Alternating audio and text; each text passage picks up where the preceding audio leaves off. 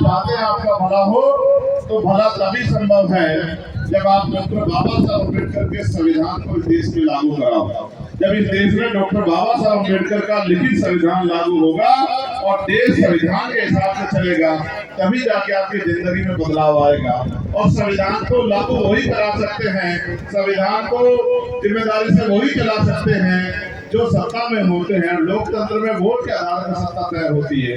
इतनी भारी संख्या में नौजवान यहाँ आए हैं और वहाँ ऊपर कोने कोने तक बैठे हैं।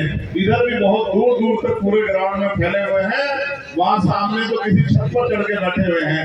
लेकिन आप मुझे बताओ, क्या इस देश में गरीब को सम्मान की जिंदगी मिल रही है क्या? बताओ, मिल रही है क्या? और अगर मिल नहीं रही है तो ये तमाम सरकारें और तमाम नेता भी किस काम के जनता के? आप महसूस करके देखो, जो बुनियादी जरूरत है हमारी एजुकेशन, शिक्षा।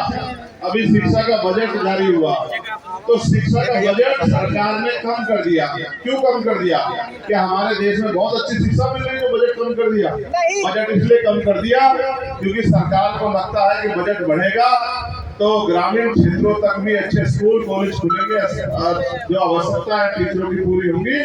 तो इससे होगा क्या कि गरीब का बच्चा भी पढ़ेगा और पढ़ लिख के डॉक्टर, इंजीनियर, वकील, जज बन के इस देश में अपने और अपने परिवार के स्वाभिमान सम्मान की जिंदगी प्राप्त करेगा, रोटी रोजगार की व्यवस्था करेगा। और सरकार नहीं चाहती कि गरीब लोग जो है रोटी रोजगार प्राप्त करे या सम्मान का जीवन जिए। इसलिए जो हमारा सबसे बुनियादी हथियार है, आप याद करके देखो, बाबा साहब अम्बेडकर ने क्या कहा? उन्होंने कहा शिक्षा श्रेणी का वो दूध है जो भी पिएगा वो कहाएगा। ये बात अभी मैंने 2 दिन पहले पार्लियामेंट में कही थी कि बाबा साहब ने कहा था कि शिक्षा श्रेणी का वो दूध है जो पिएगा वो दहाड़ेगा।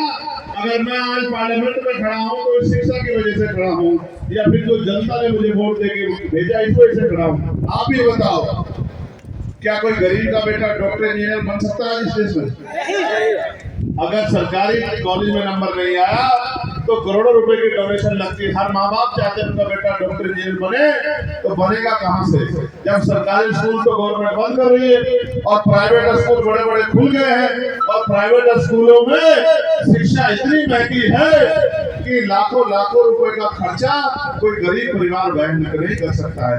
इस देश में 80 करोड़ लोग सस्ता राशन, 5 किलो राशन लेके अपना जीवन यापन कर रहे हो, यानी कि रोटी रोटी पे जी रहे हो।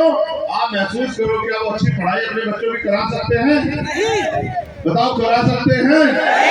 सोचो, महसूस करो, इस देश में लाखों लोग अच्छा इलाज न मिलने के कारण मर जाते हैं, और ये अच्छा इलाज क्यों नहीं मिलता? सरकार को तो हम बराबर का टैक्स देते हैं, फिर अच्छा इलाज क्यों नहीं